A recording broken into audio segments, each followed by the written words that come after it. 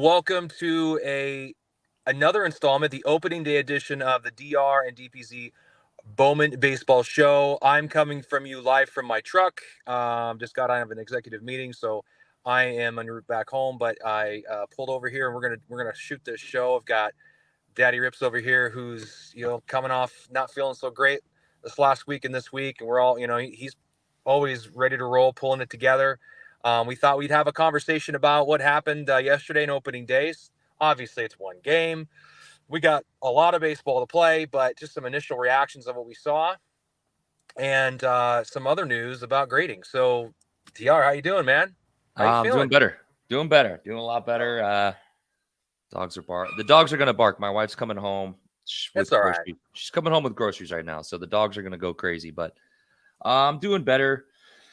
Um, feel better. I still sound. I don't. My voice doesn't sound the same. I still like it's like in my chest and stuff. But it's mainly just the mornings and the nights. You know how it goes. It's during Mm-hmm. the day. I have a cup of coffee and I like pep up and perk up, and then at night I'm like, oh, I just feel like I just feel like I'm dragging. So, but you got to push through. So, um, yeah, baseball, man. I'm just looking at the box scores from yesterday. It was so exciting. So and opening day's always been exciting for us. And even I mean, just my family in general. My dad's texting me, we're Dodger fans, and he's texting me throughout the whole day, not even worried about Dodger games because I don't think the Diamondbacks stink. So I figured we were gonna handle that game last night. But exciting. I think baseball being hyped in sports cards has really brought an extra buzz to baseball games now, and especially opening day. Yesterday, I had people DMing me left and right just on like up to date Volpe, like pitch by pitch. I'm like, guys, I'm watching the game, and I get Yeah. like ball one. I'm like, dude, and I'm like, I'm watching. And they're like, he just walked. I'm like, I'm watching. Like, stop. you know, One of the guys was ahead because I was like I don't have TV. So I had to like go through this like back channel to get it. And he was like 10 seconds ahead. And he was like, Volpe SB, stolen base. And I was like, dude, come on, man. I'm trying to just enjoy the game. Just stop it. So, but it's cool to see that because like last year, there wasn't like people really weren't. I don't know. The buzz last year wasn't that big. I know that there was buzz around Wit last year. Um, but it was awesome to see. I mean, Adley Rushman had a great game, 5 for 5. Everybody was talking about Gunnar Henderson before the season, and then Adley comes out opening day and goes 5 for 5. Um, Jordan Walker got a base hit. Oscar Colas got a base hit. So it was a good day. It was a good day. And I know a lot of people complaining about the rules change, and it's a good day for baseball. I mean, did you notice it though? I was listening to some AM radio on the way into work early this morning, and with the Mariner game, I didn't notice it. They didn't make it very obvious in the broadcast, because when you watch the game in the broadcast, it's in the lower left hand corner, behind the batter's box, where the Yeah, logo is, and it only comes up once 10 seconds is left, right? yeah, So yeah, I feel they're not trying to make it not like the shot clock in basketball, where it's becoming something, or even in football, you don't want it to become part of the game. You want it to guide the game, but not become a part of the game. And it was a critical, I think some games came down to it, and I don't know if it had any impact on that as of yet. So I watched the Yankee Giants game. I was flipping back and forth between the Yankees Giants and the Braves. Now, like obviously it was the first two games, and I was those are the. It seemed really fast, but then again, when I went back and looked, I was like, well, Garrett Cole, even Logan Webb giving up 2 home runs, they were throwing strikes and they were striking. They were just getting quick outs. So I don't know if that had played. Probably played a little bit part of it, but um, I don't know, man. I'm kind of against like these tweaks on the game. It's like if you want to make, for me personally, it's like the best way to make baseball interesting again for everybody is just to shorten the season. Granted, a lot of people are not going to be for something like that because it's always been this, and they always, like, oh, what about stats? It's like, Right. well, you know what? Football expanded the season, and everyone's fine with it. They added games. It's like the only way for I feel baseball people would tune in for longer towards the season, into the season, and pay attention more, and make every game count. You got to shorten the season. And then then you don't need to worry about shortening the length of the actual game and like making people hurry up. And so I don't know. That's how I feel. But I don't think they'll ever do it just because of money reasons, right? I think, yeah, I think money, yeah, with TV rights, it makes it different. The Gates, you have these salaries these days, and they're all guaranteed. I think, and I honestly think the Major League Baseball Owners Association, or Major League Baseball Players Association, is probably the most powerful union in sports, the Mm-hmm. best union in sports. I don't see that ever happening. I also don't mind it either. Part of me likes the leisure of baseball. I mean, I think we talked about this earlier. If you're not a baseball fan right now, you're not going to be one because of this. This isn't going to win you new business if you're Major League Baseball. I do think that records in baseball are more valuable. Individual records in baseball are more valuable because you have football, basketball. The one player has a more impact on the game, these singular players, and so championships are weighted more heavily. But in baseball, the individual stats matter more because an individual player. Shout out to Scotty B. Cards. He did a great breakdown on how and why one singular baseball player cannot make that big of a difference in a baseball game, even if he's one of the best ever. I mean, Ken Griffey Jr. is one. You can use him as an example. Ted Williams. Look at Mike Trout. I mean, I I mean, argue that the stat is what Look at matters. Otani yesterday, and Right. we could go right into that. It's like Yeah. the Angels might be. And I know this is going to be an overreaction. We're overreaction, but the Angels might be the only organization to ruin two of the greatest Yeah. talents in baseball history. Like just ruin their talent because Otani should be pitching in playoff games. He should be pitching in World Series games. Like we're just like not getting him and Trout in playoff games is such a disservice to baseball and baseball fans. It's incredible. And the Angels organization stinks. They stink. I don't care, man. I don't if you have those two players, like stop going out and getting the 30-year-old third basemans and these 30-year-old outfielders and paying them 60, 70, 80 million dollars, and then they're not even playing the whole season, and then they're hurt. The money they're spending on these overpaid, overaged at the athletes, they could fill their entire bullpen with.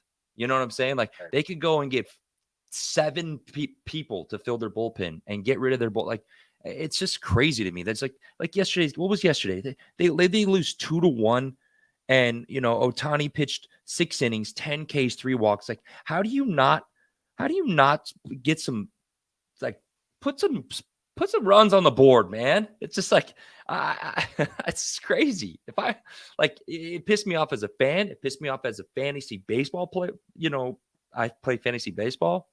I don't even have Otani on my team, and it pisses me off. I'm like, I would sit there and be like, it's such a waste. It's a waste. And then you lose the game. So I don't know. That's a rant. I don't know. It's a rant, but it's a valid rant because I think a lot of baseball feels the same way you do. Not just player collectors of Otani or Trout or anybody who has any serious money invested in either of those players. I think it's a problem for baseball to have two of the premier players. I would say Trout is still in that conversation, but Otani has obviously become that guy to not be on a team that has a chance to win. It's Yeah. like LeBron James playing for the I'm just trying to find a team in basketball that's just awful. I mean, the Orlando Magic. I mean, I think they've been not that great for a long time. I mean, basically playing there for 10, 15, 18 years and never going anywhere else, never Yeah, exploring opportunities. And then the league loses that opportunity to market that player. Like they've lost the opportunity to market Trout effectively. Trout's kind of coming out a little bit more. He's got his golf course. He's building. He's, him and Griffey in that 9 innings game with that Sandlot commercial's kind of fun. I think Griffey's getting back into the conversation a lot more. I need to hide my Griffey fandom a little bit better than I do, but there's a lot of really cool baseball. There's a bit more marketing. I also really enjoyed the patch that they're putting on baseball that's players, sweet. That's so cool. Fanatics. How Yeah, that how they haven't thought of that before is beyond me. You know, it's like something that's sentimental, which kind of sucks, right? Because like, if I was a player, I'd be like, I want to keep that, but they're like, nope, cutting it, putting it on a card. I'd be like, I would track down my rookie card, like wherever that card, that patch was, and I'm like, I'm keeping that. I'm finding that card. I'm gonna buy it. So it's memorabilia, so it's not a surprise. Fanatics has a stronghold on that memorabilia sector. They're going to understand that space really well and how to leverage it. So it's great to see that they're thinking that way. Um, I got to give credit to Jeff Wilson and he has a little group he invited me to, that announces these types of things, and that was cool to get that and learn about that. Again, I'm sure Andrew and Cage will talk about this as well as another topic we'll address today in today's call. But I think that the patch makes it interesting. I think any way you can create scarcity, it kind of goes back to a conversation you and I have had before multiple times. Any way you can create scarcity in this hobby with a card, with a chase, because we have so many parallels. The answer isn't to create more product, more sets, more parallels. It's about creating a better chase, creating yeah, more scarcity with certain cards and sets so that there's a real you need the Willy Wonka ticket to be pretty hard to get. It cannot be everybody gets one. It's not yeah, the everybody gets a trophy situation. You want to have it be difficult to attain because sure, I'd love to have every single cool card of the X player, but you're not gonna. It's not realistic. Not everybody's gonna have it. And I think there's something about that keeps the hobby alive. So then when you do get a certain kind of a card for a certain player that matters, there's going to be value and viability with that card because of the brand, what matters about that particular set and that card and that particular parallel will matter for other players. I mean, think of the superfractors. Superfractors hold some value for almost anybody just because it's such a revered kind of card. We need more of that in the hobby, and so I think that's a great move in that direction. I hope there's more things like this in store, especially for baseball, because I think in baseball, there's so many ways you can encapsulate a moment, whether it be some of a base, stolen base record, or something like a 40-40 year, a piece of the ball, piece of the glove. It's just a lot of different things you can do. So, how do we do that? How do we I I leverage that? think I think the best thing they could do is go back. They used to do it. Um, I remember seeing a. I'm going to say what they should do, and then I'll tell you where I saw it. They need to start going back and dating the memorabilia and its Mhm. game that it's worn. If it's a game worn memorabilia, it should say that on the back of the card. This piece of memorabilia is from ba ba ba ba ba game 3 of the World Series or whatever, a game, whatever it might be. And I think that'll draw more people's attention and kind of go, hey, I went to that game. Like, I'd love to have that card. Like, I was at that game when Sammy Sosa hit this home run, and that piece of jersey that he wore, I have it now on this card because I went out and bought it.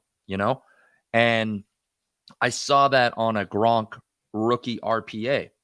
It was a horizontal rookie RPA, and on the back it said the game or the game used patch on this card was from this game and this like game 4 Patriots versus this. And I was like, man, why don't they do that anymore? That's such a unique thing, because when, especially as you're opening cards and you turn it around, you're like, oh, I wonder what, where this patch was from. You know, now it's just such a broad term, oh, it's player worn. Okay. Did he wear it in the locker room and then take it off and then you guys cut it up and then he put his actual game, his game used one on. So it's just player worn. Like he just wore it, or he wore it in practice, or did you just like, like throw it on his back real quick and then say it was worn and then cut it up? Like I hate that. It's like if you have to certify and verify every patch, and that it's like verify that patch, like just make it more personable when you're like putting a patch on there. That way, you've seen some of this stuff. Like they'll Panini uses a guy, it'll be a Laker card, and he'll be on a Lakers, he'll be like, he's been on Lakers for the last 2 years, but it'll be a Suns patch. You're like, how did the Suns patch? And it's like, oh, well, he played for the Suns. It makes sense. He played for the Suns 2 years ago. It's like, why are we doing that? I don't know. It's just, it kind of gets like lazy. Just make it so there's more, I don't know, more, you're connecting to the card more through the memorabilia, whatever it is. I think Topps Dynasty does that. Topps Dynasty has an on this day card. Yeah, I yeah, used to yeah. have I used to have a Mike Trout on this day. It was cool. It had the hologram, and it was actually there was a hologram, and on the back there was this QC code you can and once you scanned it, it told you exactly whether it was legitimate, verified it, the game, the Yeah, I think date, they did it on everything. triple threads, and I want to say diamond, not diamond icons, maybe another one of the big ones. They had like a little sticker that you scanned, right? You could scan like the sticker on the back, or they even sometimes they put it on the patch, and you scan it, and it'll tell you where it's from. But yeah, like stuff like that, like that's cool, you know. Yeah, Um, that would be. I agree. Make that more of the exception, not the exception, but the rule. Like this is not something we just do for a particular set, but it's something that we do all the time. Speaking of changes that we'd like to see, I don't know if this change is something that we wanted to see, but we found out, and I think it's been shared enough that it looks as if BGS Beckett is making an announcement at Mint, which if you're not familiar with, I mean, you're going to probably see this show after some of the Mint shows that Andrew and Cage are having there, and some of the people they're interviewing. So I'm sure this topic is going to get a lot of run, but I wanted to talk about it on our show because of how the impact it does have on our community, the Bowman Chrome community, the prospecting community, the baseball community, is that Beckett looks to be changing their gem mint status to be a quad 9.5 in every subgrade of surface, centering, edges, and corners. Whereas if you have a 9 anywhere, normally you'd still get a gem mint 9.5, but now it looks like that standard's changing. So I think it's a long time it's been said that the BGS 9.5 minimum gem would have been akin to a PSA 9. Now it looks like it's literally becoming the case. What are your thoughts on that? A lot of people hold BGS 9.510 first Bowman Chrome autos and all the different parallels. I mean, those are the first ones I ever bought. I still hold a few of them. What do you make of that? And is there going to be a price discrepancy, or is there going to be a concern of those holding the min gens are now PSA 9s that I still think are less money than the BGS 9.5s? it's not official yet. So April 1st is tomorrow. So we'll see if they're doing some sort of April Fools just to stir up some buzz, right? A lot of people do this. It's a clickbait thing. They're getting Yeah, might be everybody wrong. they're getting everybody talking about their company. They're getting everybody shitting on their company right now. And I'm going to take, if it's true, I'm taking the opposite approach of everybody else's. Oh, this is so bad. This is so bad. It's like everybody, Lameme James just posted something on his thing, and he's like the meme, the card hobby like meme page. And he said like everybody bitched at BGS during COVID for not doing anything, not changing things, not adapting, not evolving. And now everybody's bitching at BGS for adapting, for evolving, doing things different. I think it would be better. I think you need to bring the discrepancy between a PSA 10 and a BGS 9510. That gap needs to be closed. The only way you close that gap is you make the gems, the true gem and the gem pluses BGS 10s. Now people will see a 10 and that will be like, well, it should be on par with the PSA 10. I believe they're still going to have the pristine 10s, right? Which is going to be three tens and a 9.5, right? And then they'll have the black Yeah, label. that looks like it's going to be the same, and that has less of a concern in my opinion because the subgrades dictate the pristine. It's the min gem crowd that are, I think, have a dog in the fight here, that would have something to say negatively about it because they're like, well, wait, is my card a PSA 9 now, and should it be the same value? But it's actually still worth more. Case in point, the BGS 9.5 Mike Trout first Bowman Chrome Auto. I own a 9510, but Mm-hmm. it's a minimum gen, right? It's still a 9510. It's still worth more than the PSA 9, Mm-hmm. but it's not worth as much as the PSA 10. So what's that card going to be worth now? Yeah. I've always said it's going to be more than a PSA 9. It has to be. I think. But why? Well, I mean, it's because. So what are your subgrades on that card? My subgrades on that card, and the reason I bought this particular card is obviously, you don't just buy a card because it's cheaper. I bought this particular card because of the sharper auto, and there's 110 subgrade. Actually, there's a Mm-hmm. subgrade 10 on the edges or the corners. I can't remember correctly, but the 9 comes on centering, and the card Okay. looks very centered. And I know Okay. BGS is a bit more stringent on centering than PSA, so I figured if it would ever cross, it would have the best chance.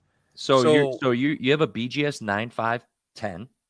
correct, You have 1.9, 1.10, and 2.5s, 2.9.5s. correct. Okay. 90% plus. If you cross that over, it's a PSA 10. Yeah, some people would say much less of a ratio there, but I felt comfortable with I'm only my saying that because experience you have looking a at the card. 10 and PSA is pretty lenient on centering. They're That's pretty my lenient thought.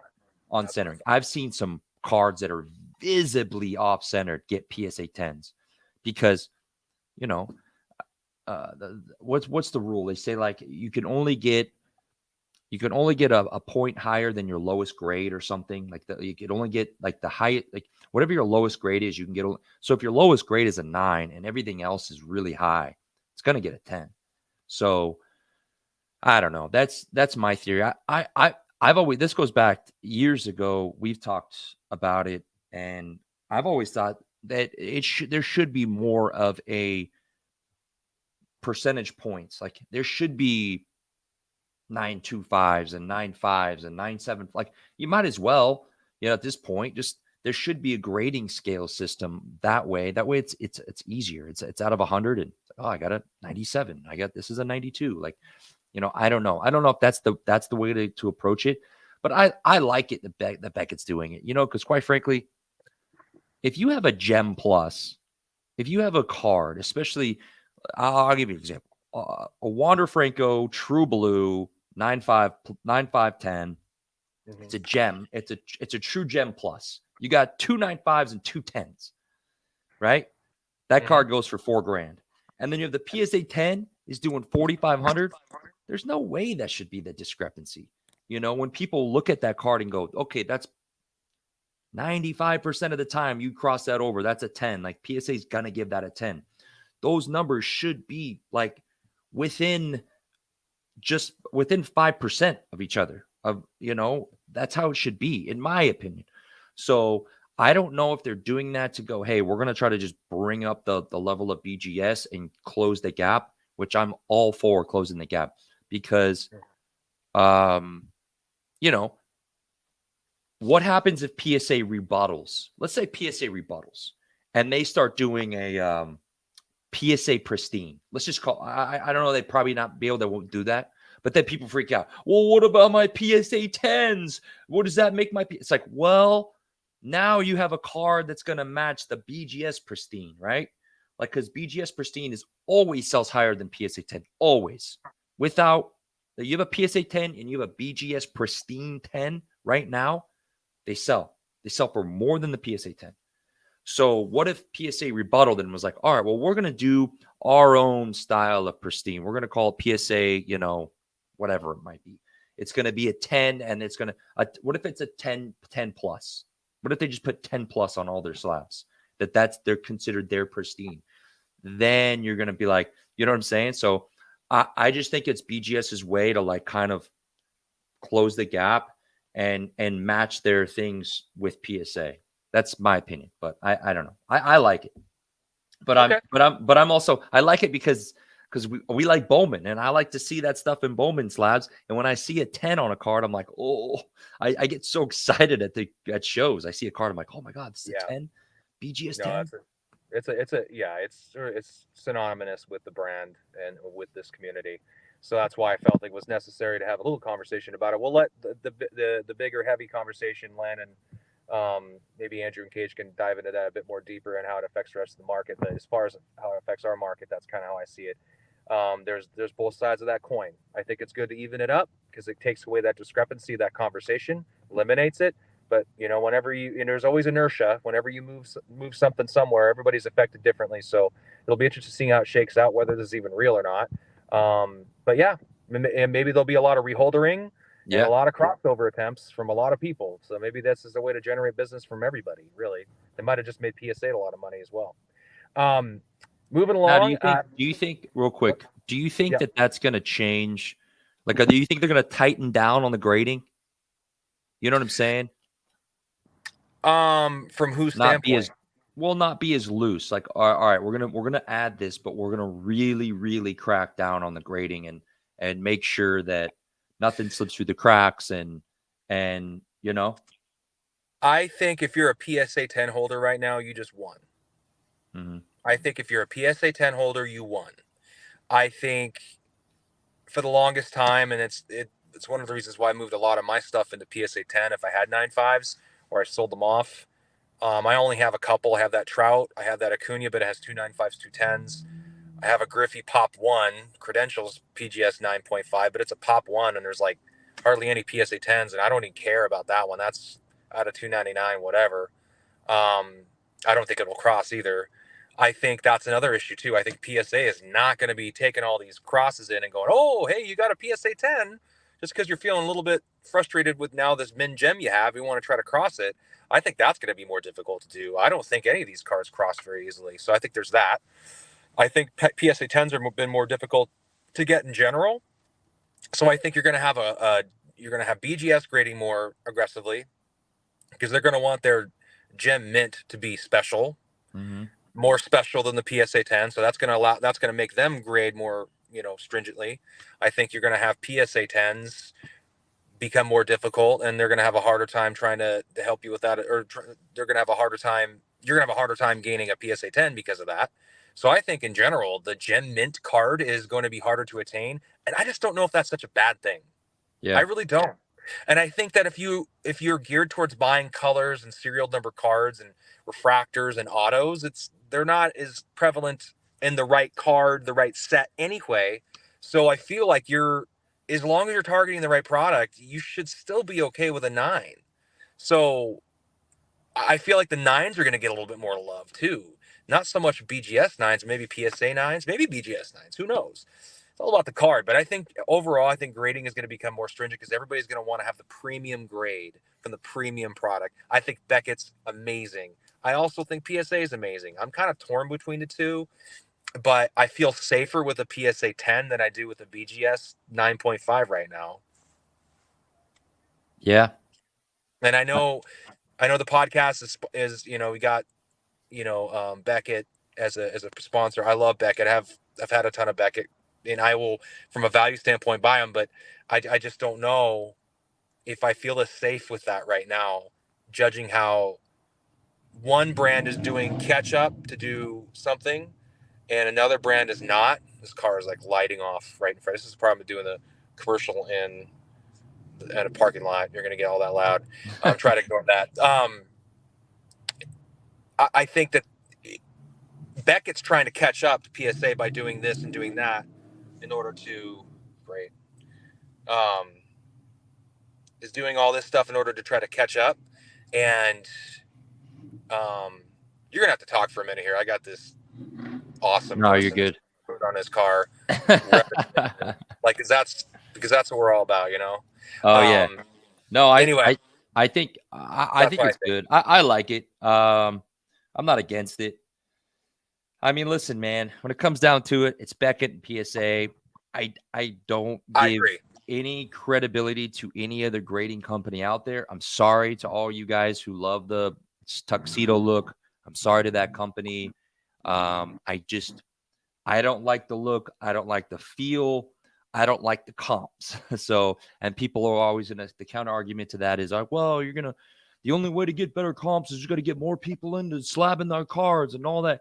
It's like, yeah, but at the end of the day, when you got somebody who hits a big card, they hit a monster card, and you're talking a life changing difference between an SGC 9510 and a BGS 9510. It's like when you're talking those big differences, you're gonna go BGS, and especially when someone tells you, "Hey, like you're gonna get $10,000 more for this $50,000 card if you put it into a BGS slab." It's like, why would I even consider?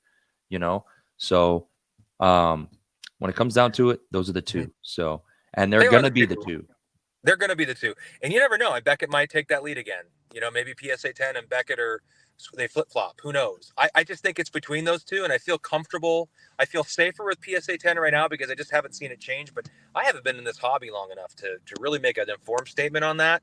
There are people that have been in this hobby much longer than I have. I'm coming off the fact that I've lost money selling between PSA 10s and 95s, and I've seen that discrepancy in the market. So I'm basing it off that the last few years, but that hasn't always been the case. So I think it bears time to see how this all shakes out. But I do agree with you. I do think it's those two brands.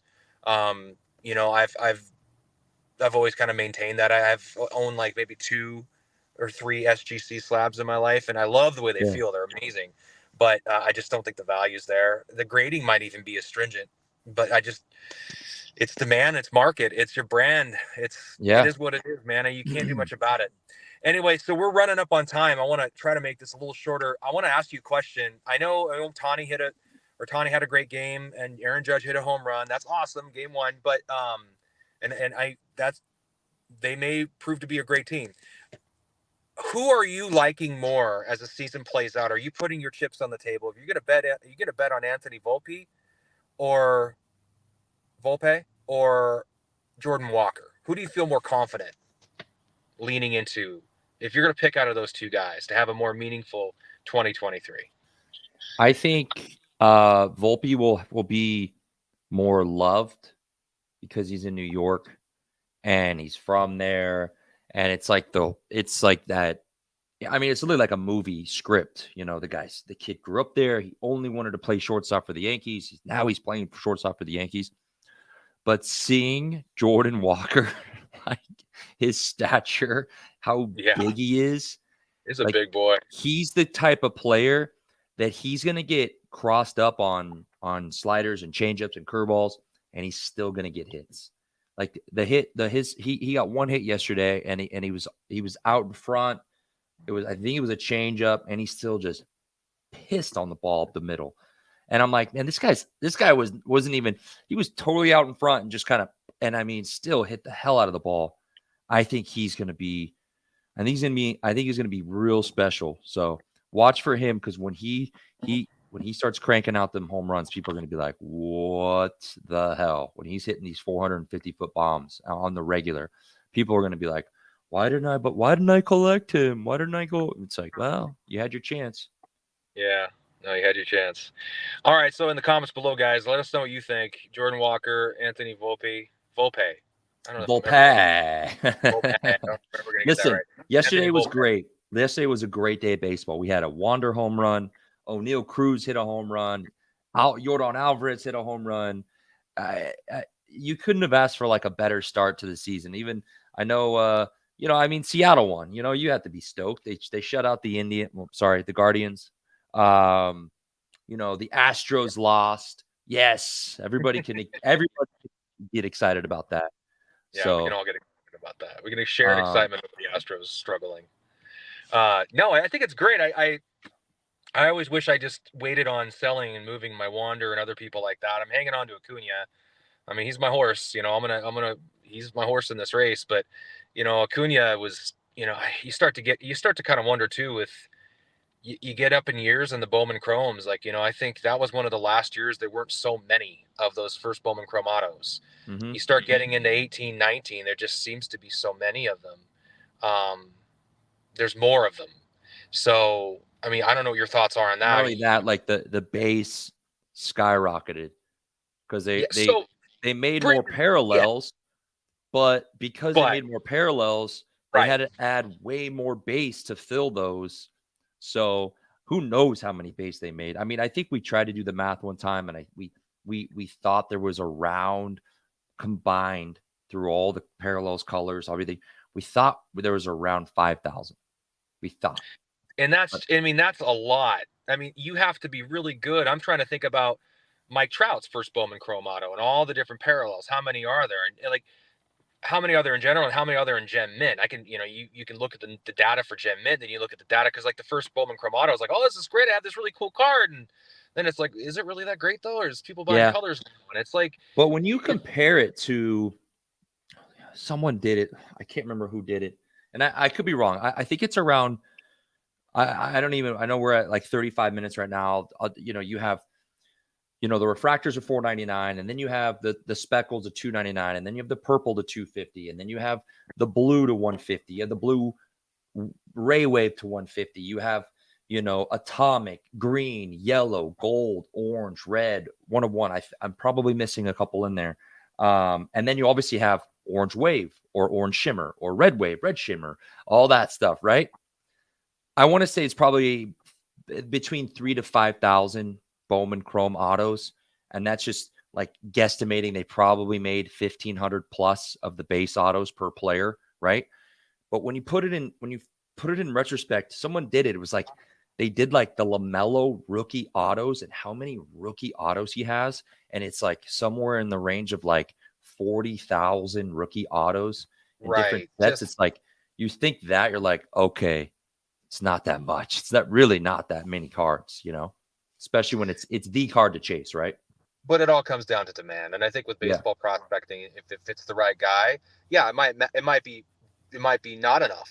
But if depending on, and if you factor in the true colors, then it starts to whittle that list down for the right guy, then maybe you've got the recipe for success. But if it's not the right guy, then you just got a lot of cards that no one cares about. And that's just the way it goes with prospecting. All right. Daddy's picked a rip. You got anything? Or was it, or is that Jordan Walker, Anthony Volpe, their uh pick watch out for Ezekiel Tovar for the Rockies. That's all I gotta say. for the Rockies? Okay. Rockies. Yeah, Ezekiel Tovar. Really? Ezekiel Yeah, Tovar.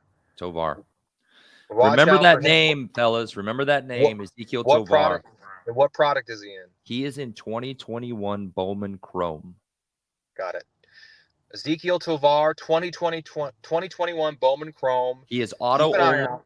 He has no base cards. He's auto only. He's a really good player. Trust me. Good. We'll trust you. Hey, friends, thanks for joining us. Another episode in the bag. Let's enjoy opening weekend. There's a lot more games to be played. Gosh, I can't even tell you how excited I'm. The same with my dad. We start texting. It's a blast. We're so happy when baseball's back. It means spring is coming. The sun is coming. Good weather up here in the Pacific Northwest. It means we don't have rain, at least not as often, which is really nice. Yeah, but we're really looking forward to it. And yeah, leave your comments below. Any questions, anything. So let us know how we're doing. Anyway, you can check out obviously Luca Nation, any show on there. We got Black Jaded Wolf and Cage, and then Caged. You've got the Luca Nation, Andrew and Cage and their shows. You got this show here. You got the collective series coming up with some more episodes. And we're sponsored by Beckett, man. Hey, let's go. Maybe this news is real. Looking forward to hearing more from Mitt. You guys have yourself a great weekend and take care. Thanks, guys. With nearly 40 years as the most trusted resource for collectors, dating back to the first Beckett magazine in 1984, Beckett has been the brand that bridges generations of the hobby. We're happy to be partnering with Beckett and look forward to keeping you all updated on the big things happening at the company in 2023. Beckett. It's the name you know and the name you can trust.